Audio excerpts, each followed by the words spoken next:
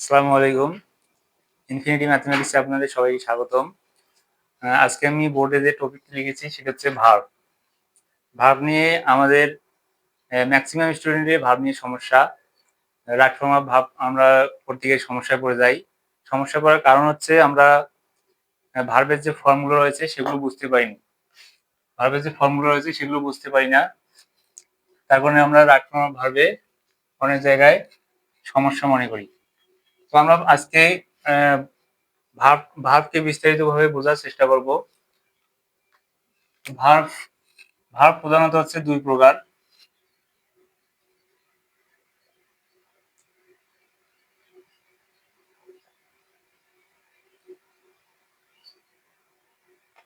Verb হচ্ছে প্রধানত দুই প্রকার। একটা হচ্ছে ফিনিট ভার্ব,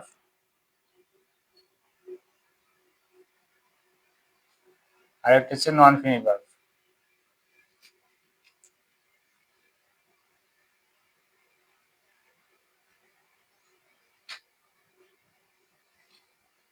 ফিনিট ভার্বের বাংলা হচ্ছে সমাপিকা ক্রিয়া।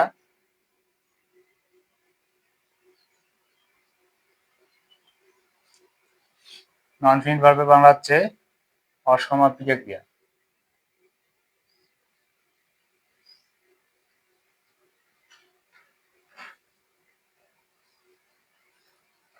প্রথমে আমরা ফিনিট ভার্ব বুঝবো। ফিনিট ভার্ব হচ্ছে সমাপিকা ক্রিয়া। সমাপিকা ক্রিয়া বলতে কি বোঝায়? যে ভার্ব দ্বারা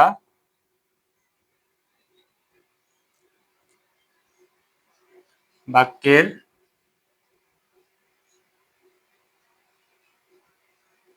পরিসমাপ্তি নির্দেশিত হবে। যে ভার্ব দ্বারা বাক্যের পরিসমাপ্তি নির্দেশিত হবে সেটাকে আমরা ফিনিট ভার্ব বলবো। আর যে ভার্ব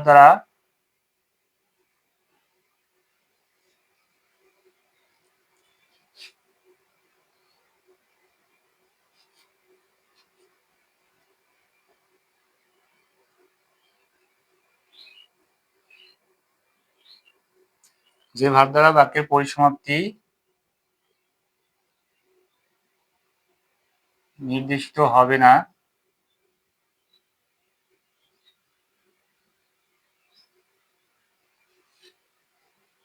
তাকে আমরা নন ফিনিট ভার্ব বলবো। পৃথিবীতে যতগুলো ভার্ব রয়েছে সবগুলো ফিনিট এবং নন ফিনিট ভার্বের অন্তর্ভুক্ত। প্রথমে আমরা ফিনিট ভার্বের প্রকারভেদগুলো বোঝার চেষ্টা করি।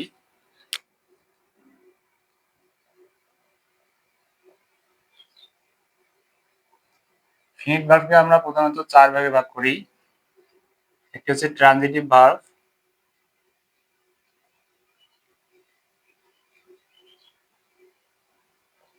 একটা হচ্ছে ইনট্রানজিটিভ ভার্ব,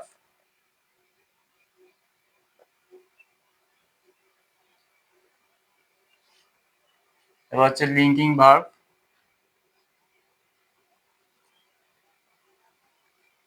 এবং আরেকটি হচ্ছে বি ভার্ব।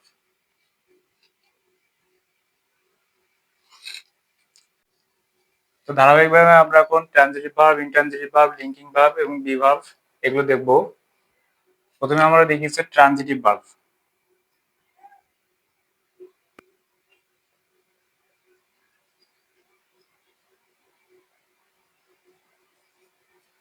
ট্রানজিটিভ ভার্ব আমরা কিভাবে বুঝবো?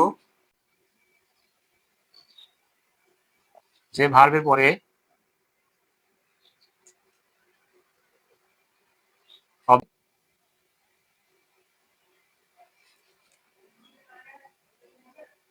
তাকে আমরা ট্রানজিটিভ ভার্ব বলবো। Transitive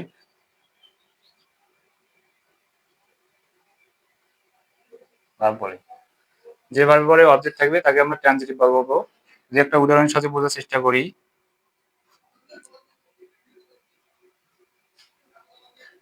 I have a pen. I have a pen. আমরা কিভাবে অবজেক্ট কিভাবে চিনবো? যে ভার্বের অবজেক্ট থাকে তাকে আমরা ট্রানজিটিভ ভার্ব বলবো। কিন্তু আমরা অবজেক্ট কিভাবে চিনবো? আমরা এই সেন্টেন্সকে যদি কি বা কাকে দ্বারা প্রশ্ন করি তাহলে আমরা অবজেক্ট পাবো। কি বা কাকে দ্বারা প্রশ্ন করলে যদি আমরা অ্যান্সার পাই তাহলে সেটাকে আমরা অবজেক্ট বলবো। নতুবা আমরা এখানে অবজেক্ট পাবো না, এটাকে অতিরিক্ত অংশ বলে চালিয়ে দেবো। আই হ্যাভ এ পেন, এখানে যদি সেন্টেন্সটিকে কোশ্চেন করা হয় যে তোমার কাছে কি আছে, এখানে কি বা কাকে দ্বারা প্রশ্ন করলে আমরা অ্যান্সার পাচ্ছি। এ পেন, আমার কাছে একটি পেন আছে, কলম আছে, তাহলে পেন হচ্ছে কি অবজেক্ট। তাহলে যে ভার্বের পরে অবজেক্ট বসবে সেই ভার্বটাকে আমরা কি বলবো, এই ভার্বটিকে আমরা ট্রানজিটিভ ভার্ব বলবো। তাহলে হ্যাভ হচ্ছে কি এখানে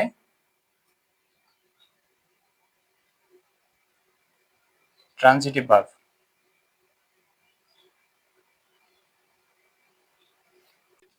এরপর আমরা দ্বিতীয়ত দেখবো যে ইনট্রানজিটিভ ভার্ব কাকে বলে।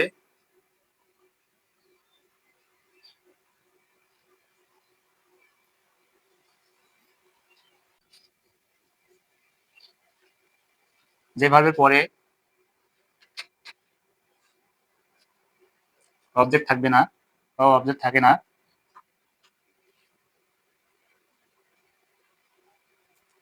তাকে ইনট্রানজিটিভ ভার্ব বলে।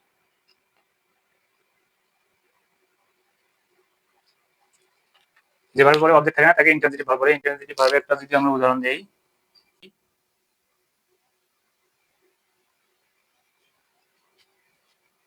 হি রানস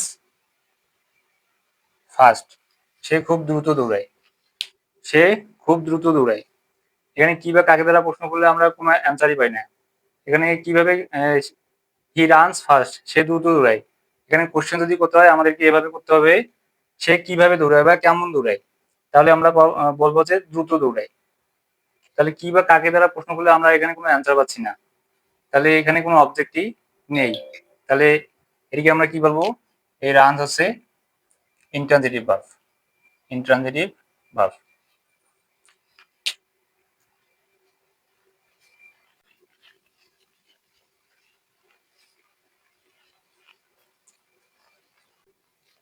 এরপর দেখবো হচ্ছে লিঙ্কিং ভার্ব।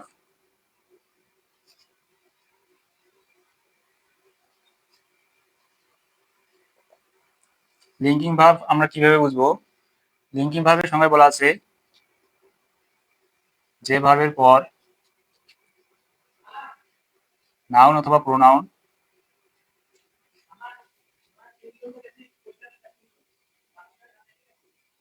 কমপ্লিমেন্ট হিসেবে বসে,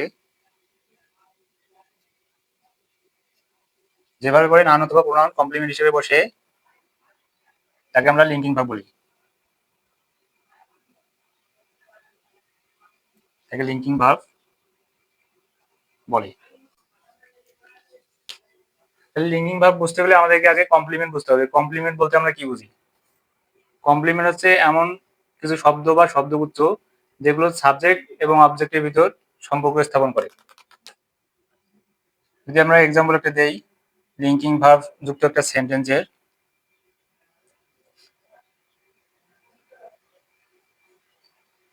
হি ইজ এ ডক্টর,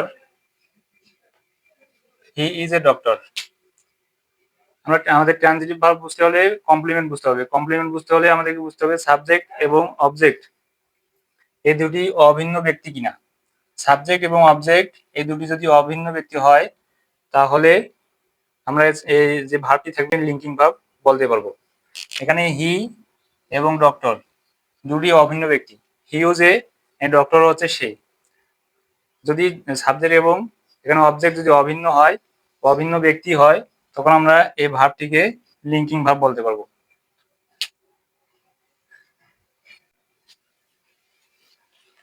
এরকম আমরা আরো এক্সাম্পল লিখতে পারি, আই এম এ স্টুডেন্ট। এখানে স্টুডেন্ট এবং আই দুটি হচ্ছে অভিন্ন ব্যক্তি। এখানে আইও যে, স্টুডেন্ট হচ্ছে সে। তাহলে আমরা এম কি কি বলতে পারবো, এম কে বলবো হচ্ছে লিঙ্কিং ভার্ব। এখানে ইজ কি বলবো হচ্ছে লিঙ্কিং ভার্ব। লিঙ্কিং ভার্ব বুঝলাম, এখন আমরা বি ভার্ব বুঝবো।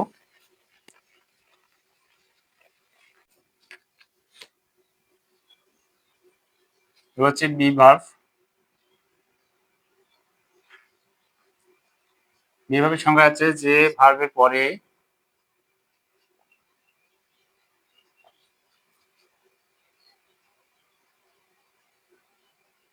অ্যাডভার্বিয়াল ফ্রেজ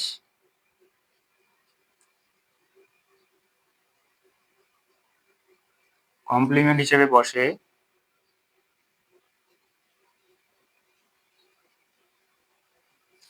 তাকে বি ভার্ব বলে।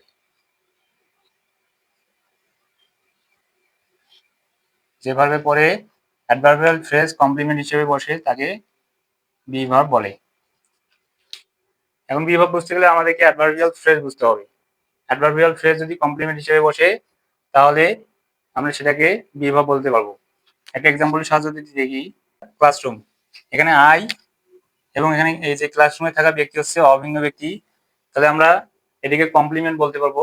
এর আগে আমরা লিঙ্কিং ভার্বে দেখেছিলাম সাবজেক্ট এবং এখানে যে অবজেক্ট থাকে এটি যদি অভিন্ন হয় তাহলে আমরা সেটাকে কমপ্লিমেন্ট বলতে পারি।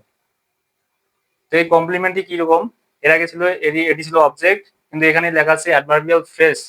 অ্যাডভার্বিয়াল ফ্রেজ যদি কমপ্লিমেন্ট হিসেবে বসে তাহলে সেটাকে আমরা বি ভার্ব বলতে পারবো। অ্যাডভার্বিয়াল ফ্রেজ কি বলবো, এখানে দেওয়া আছে ইন দ্য ক্লাসরুম, এখানে সরাসরি কোনো অবজেক্ট দেওয়া নাই কিন্তু এখানে একটা ফ্রেজ দেওয়া আছে ইন দ্য ক্লাসরুম। এখানে ইন দ্য ক্লাসরুম দ্বারা এই যে আই যে ব্যক্তিটি রয়েছে সেটির অবস্থান বোঝাচ্ছে, আই যে ব্যক্তিটি রয়েছে সেটার অবস্থান বোঝাচ্ছে, তাহলে আমরা এটাকে অ্যাডভার্বিয়াল ফ্রেজ বলতে পারবো। ইন দ্য ক্লাসরুম এটি হচ্ছে অ্যাডভার্বিয়াল ফ্রেজ। তাহলে যে ভার্বের পরে অ্যাডভার্বিয়াল ফ্রেজ কমপ্লিমেন্ট হিসেবে বলবে সেটি হচ্ছে বি ভার্ব। তো এটি এম কি আমরা কি বলতে পারবো, এম হচ্ছে এখানে be verb. Transitive, intransitive, linking এবং বি ভার্ব এগুলো দেখেছি। এখন আমরা নন ফিনিট ভার্বের প্রকারভেদগুলো দেখবো। নন ফিনিট ভার্ব হচ্ছে তিন প্রকার। একটা হচ্ছে ইনফিনিটিভ,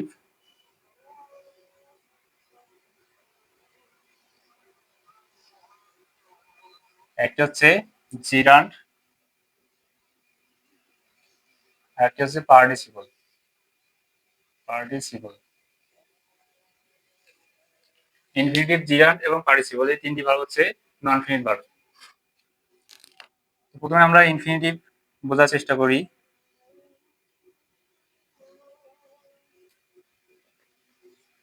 ইনফিনিটিভ ভার্ব আমরা কিভাবে চিনবো,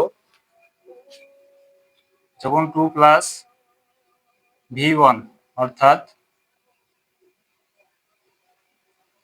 ভার্বের present form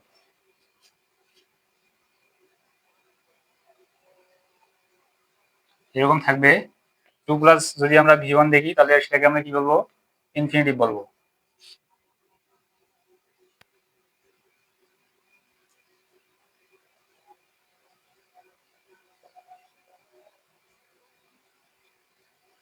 two plus verb হচ্ছে ইনফিনিটিভ। যদি আমরা এক্সাম্পলের সাহায্যে বোঝার চেষ্টা করি,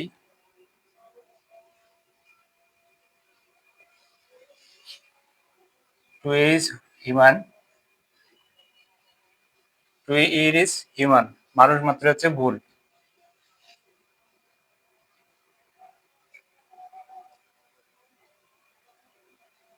মানুষ মাত্রই হচ্ছে ভুল। টু ইজ হিউম্যান, এখানে টু আছে এবং এখানে কি ভার্ব আছে এবং এটি হচ্ছে ভি ওয়ান, তাহলে টু প্লাস হচ্ছে ভি ওয়ান, এটিকে আমরা কি বলবো, ইনফিনিটিভ বলবো। আমরা যদি আরো এক্সাম্পলের সাহায্যে বোঝার চেষ্টা করি, হি লাভস টু প্লে, সে খেলতে ভালোবাসে, এখানে টু প্লাস ভার্ব, প্লে হচ্ছে ভি ওয়ান আর এখানে হচ্ছে টু, তাহলে টু প্লাস যদি ভি ওয়ান থাকে তাহলে আমরা এটাকে কি বলবো, ইনফিনিটিভ বলবো।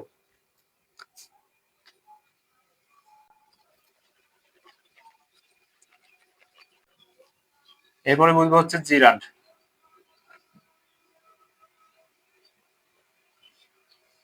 এটি ভার্বকে দেখে আমরা কিভাবে বলবো এটি জিরান্ড, যদি এরকম হয়,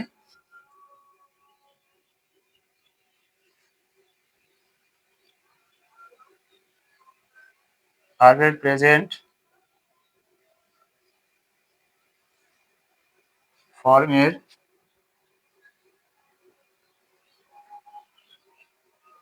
আইএনজি যুক্ত থাকলে এবং সেটি একই সাথে ভার্ব এবং নাউনের কাজ করলে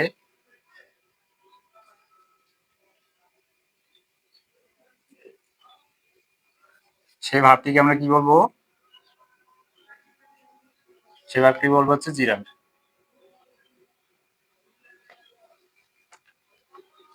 একটি ভার্ব যদি এরকম হয়, ভার্বের প্রেজেন্ট ফর্ম থাকে, প্রেজেন্ট ফর্মের সাথে আইএনজি যুক্ত থাকে এবং ভার্বটি একই সাথে ভার্বেরও কাজ করবে এবং নাউনেরও কাজ করবে, তাহলে তাকে আমরা কি বলবো?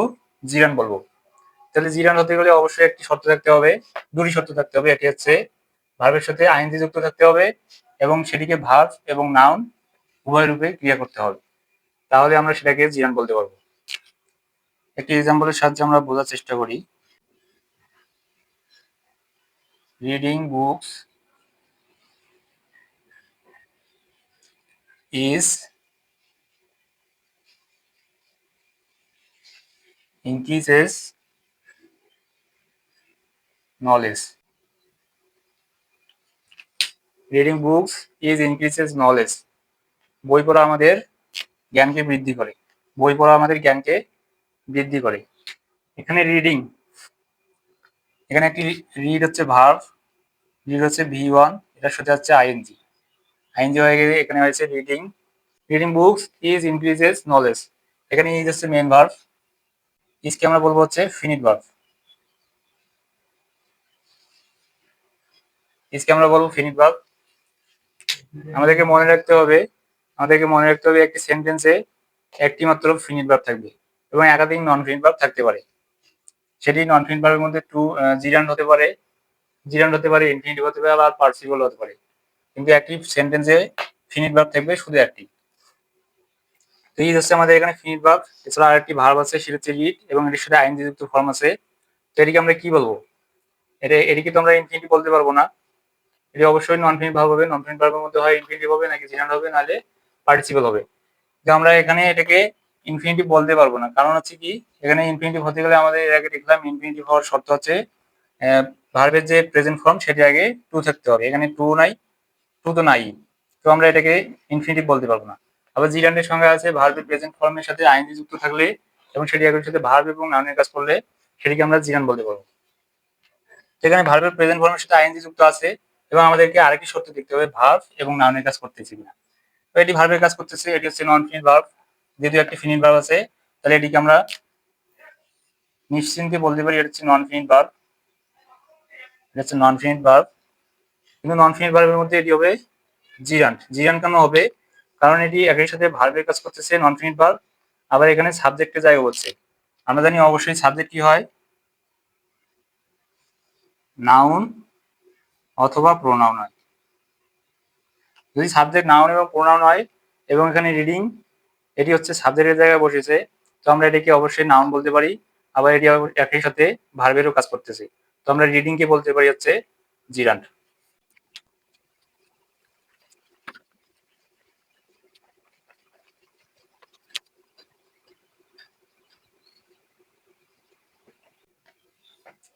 তো জিরান্ড সাবজেক্ট হিসেবে বসতে পারে। এর আগে আমরা যে সেন্টেন্সটি লিখলাম সেটা হচ্ছে রিডিং বুকস ইজ ইনক্রিজেস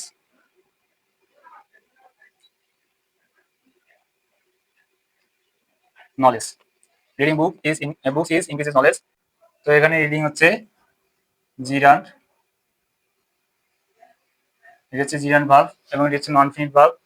এটিকে আমরা সাবজেক্ট হিসেবে ব্যবহার করেছি, তাহলে এটিকে জিরান্ড আমরা দেখলাম জিরান্ড হচ্ছে সাবজেক্ট হিসেবে বসতে পারে। এরপরে কি হিসেবে বসতে পারে? দ্বিতীয়ত জিরান্ড হচ্ছে অবজেক্ট হিসেবে বসতে পারে।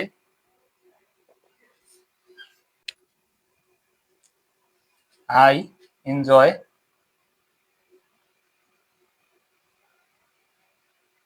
প্লেইং। আই এনজয় প্লেইং এই সেন্টেন্সে ভার্ব আছে দুটি, একটি হচ্ছে এনজয় আর একটি হচ্ছে প্লেইং।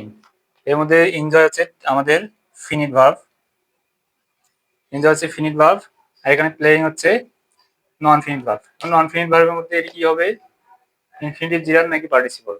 ইনফিনিটিভ হওয়ার কোনো চান্স নাই, কারণ এখানে টু নাই। জিরান হতে পারে অথবা পার্টিসিপল হতে পারে। তো আমাদেরকে দেখতে হবে এখানে যে ভার্বটি রয়েছে এটি ভার্বের কাজ তো করতেছে, এর সাথে আবার নাউনের কাজ করতেছে নাকি অন্য কোনো কাজ করতেছে।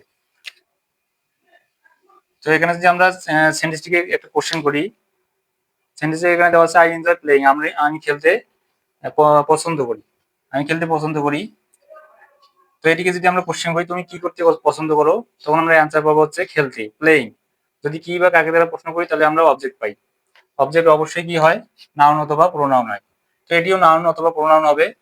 তো যদি নাউন অথবা প্রোনাউনের কাজ করে বা নাউনের কাজ করে, একই সাথে ভার্বের কাজ করে, আবার নাউনের কাজ করে এবং ভার্বের সাথে আইএনজি যুক্ত থাকে, তাহলে সেটাকে আমরা কি বলতে পারবো? জিরান্ট। তো এটি হচ্ছে জিরান্ট। এটি একই সাথে ভার্বের কাজ করতেছে, আবার নাউনের কাজ করতেছে, কারণ এখানে অবজেক্ট হিসেবে বসেছে প্লেইং।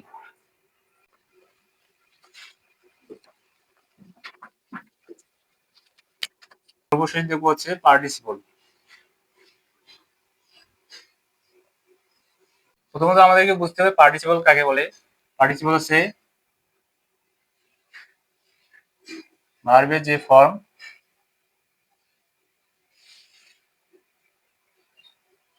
একই সাথে ভার্ব ও অ্যাডজেক্টিভের কাজ করবে,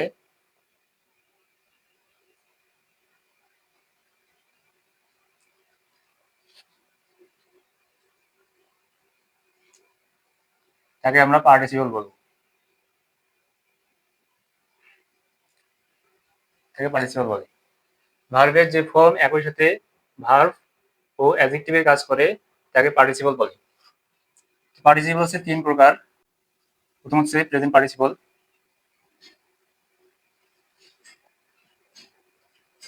দ্বিতীয়ত হচ্ছে পাস্ট পার্টিসিপল, তৃতীয়ত হচ্ছে পারফেক্ট পার্টিসিপল।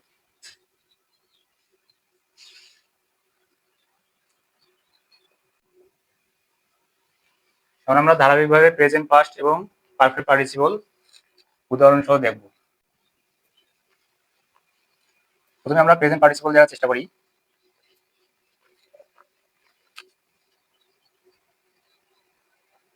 প্রেজেন্ট পার্টিসিপল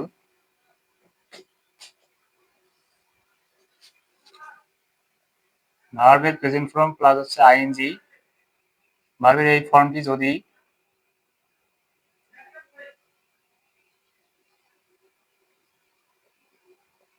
একই সাথে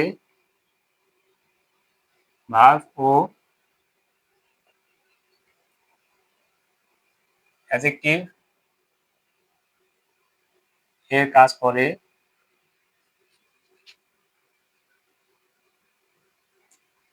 তাহলে তাকে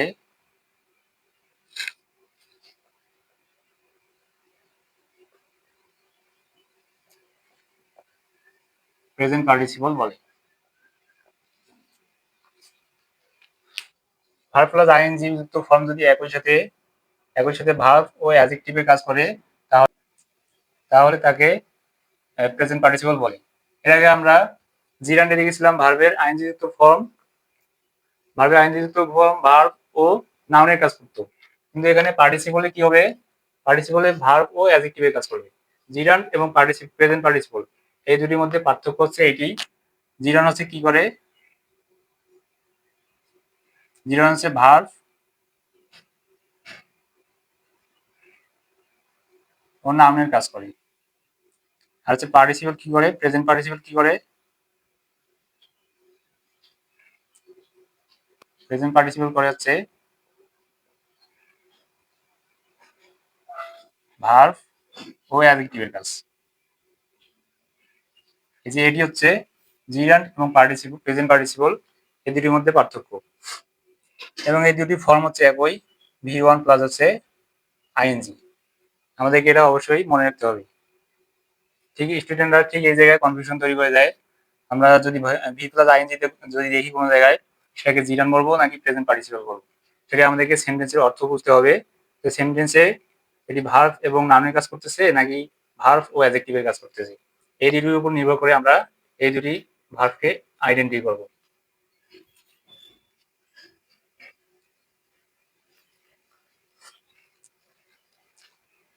তো প্রেজেন্ট পার্টিসিপল যদি আমরা এক্সাম্পল দেখি,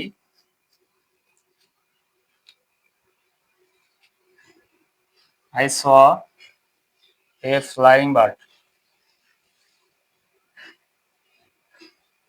I saw a flying bird অর্থাৎ হচ্ছে আমি একটি উড়ন্ত পাখি দেখলাম। এখানে স একটি ভার্ব এবং ফ্লাইং একটি ভার্ব। আমি এর আগে বলেছিলাম যে একটি সেন্টেন্সে ফিনিট ভার্ব থাকবে একটি। এখানে স হচ্ছে ফিনিট ভার্ব এবং একাধিক নন ফিনিট ভার্ব থাকতে পারে। এখানে আরেকটি ভার্ব আছে, তো এটিকে আমরা একদম নির্দ্বিধায় বলতে পারি ফ্লাইং হচ্ছে নন ফিনিট ভার্ব। তো নন ফিনিট ভার্বের মধ্যে কি হতে পারে? নন ফিনিট ভার্বের মধ্যে হতে পারে জিরান্ড, নন ফিনিট ভার্বের মধ্যে হতে পারে ইনফিনিটিভ অথবা নন ফিনিট ভার্বের মধ্যে হতে পারে হচ্ছে পার্টিসিপল। তো এখানে যে ইনফিনিটিভ হওয়ার তো কোনো চান্স নাই, কারণ এখানে টু নাই। তো ভার্বের আইনযুক্ত ফর্ম দেখলে আমরা দুটি জিনিস চিন্তা করবো, একটি হচ্ছে জিরান্ড, আরেকটি হচ্ছে প্রেজেন্ট পার্টিসিপল। প্রেজেন্ট পার্টিসিপল, এই দুটি কথা আমরা চিন্তা করবো। যদি কোনো জায়গায় যদি নন ফিনিট ভার্ব দেখি, তাহলে আমরা সে দুটিকে কিভাবে আইডেন্টিফাই করবো? প্রথমত হচ্ছে জিরান্ড দিয়ে অথবা প্রেজেন্ট পার্টিসিপল দিয়ে। তো জিরান্ড হতে গেলে আমাদের কি করতে হবে? ভার্ব এবং নাউনের কাজ করতে হবে, এবং প্রেজেন্ট পার্টিসিপল হতে গেলে আমাদেরকে ভার্ব এবং অ্যাডজেক্টিভের কাজ করতে হবে। তো এখানে আমরা একটা কি রকম পাখি দেখলাম? I saw A flying bird, আমি একটা উড়ন্ত পাখি দেখলাম। তো এখানে ফ্লাইং, উড়ন্ত, এটি দ্বারা কি বোঝাচ্ছে?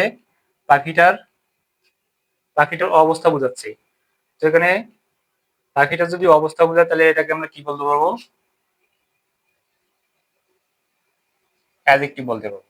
তাহলে ফ্লাইং এখানে হচ্ছে অ্যাডজেক্টিভ, আর ফ্লাইং হচ্ছে এখানে একটা নন ফিনিট ভার্ব।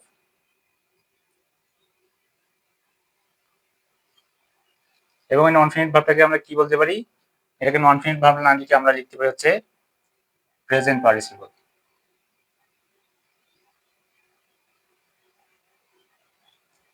প্রেজেন্ট পার্টিসিপল কেন?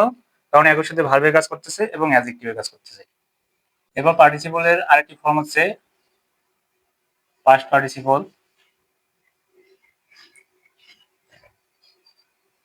পাস্ট পার্টিসিপল কাকে বলবো?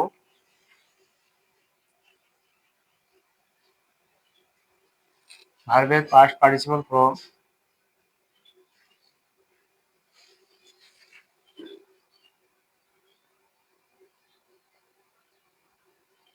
যদি একই সাথে ভার্ব ও অ্যাডজেক্টিভ এর কাজ করে,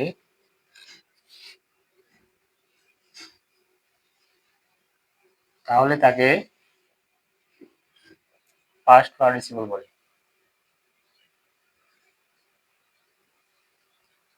ভার্বের পাস্ট পার্টিসিপল ফর্ম যদি একই সাথে ভার্ব ও অ্যাডজেক্টিভের কাজ করবে। ভার্ব ও অ্যাডজেক্টিভের কাজ করবে কেন? কারণ পার্টিসিপল হলেই ভার্ব এবং অ্যাডজেক্টিভের কাজ করবে, তাহলে তাকে আমরা পাস্ট পার্টিসিপল বলতে পারবো। এটি এক্সাম্পলের সাহায্যে দেখে নেই।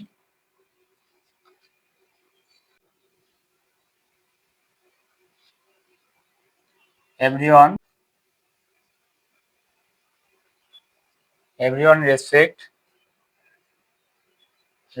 অ্যান্ড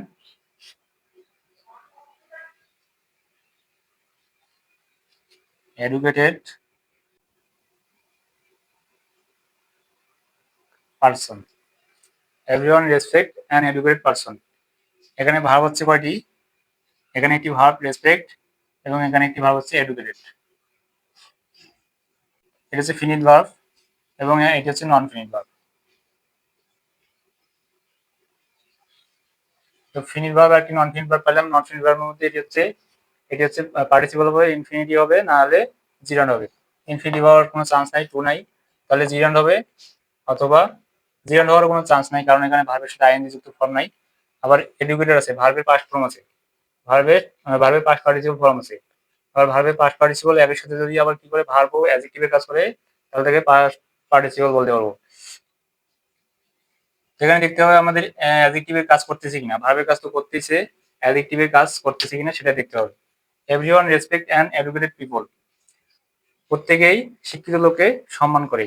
প্রত্যেকেই কি রকম লোককে সম্মান করে, যদি কি রকম দ্বারা আমরা কোশ্চেন করি, তাহলে আমরা এই অ্যান্সারটি পাবো হচ্ছে এডুকেটেড পারসন। কিরকম পারসনকে প্রত্যেকে সম্মান করে? এডুকেটেড পারসনকে প্রত্যেকে সম্মান করে। তাহলে এডুকেটেড হচ্ছে এখানে অ্যাডজেক্টিভের কাজ করতেছে। একই সাথে যদি ভার্ব এবং অ্যাডজেক্টিভের কাজ করে, তাহলে আমরা সেটাকে সেই ভার্বের সেই পাস্ট পার্টিসিপল ফর্মটাকে বলতে পারবো হচ্ছে পাস্ট পার্টিসিপল।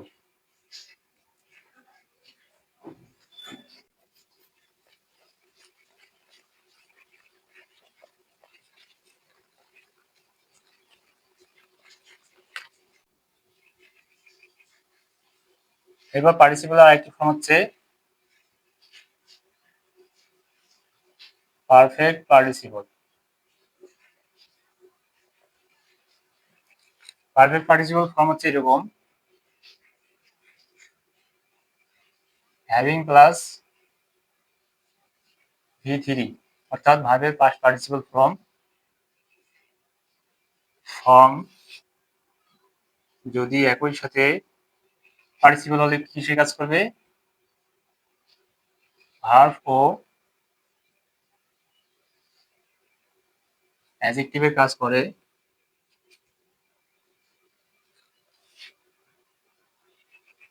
তাহলে তাকে আমরা পারফেক্ট পার্টিসিপল বলবো।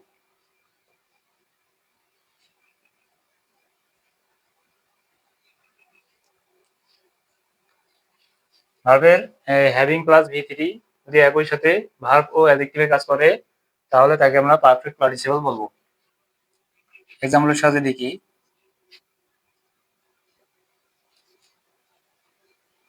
হ্যাভিং ডান দ্য ওয়ার্ক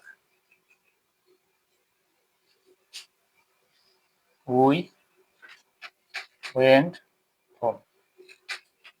কাজটি করার শেষে আমরা বাড়িতে যেতে চাই। এখানে হ্যাভিং আছে, পারফেক্ট পার্টিসিপল হতে গেলে আমাদের কি থাকতে হবে? হ্যাভিং থাকতে হবে এবং V3 থাকতে হবে। V3 থাকতে হবে, এর সাথে আমাদের কিসের কাজ করতে হবে? অ্যাডজেক্টিভের কাজ করতে হবে। আমরা কখন বাসায় যেতে চাই? কাজটি করার শেষে।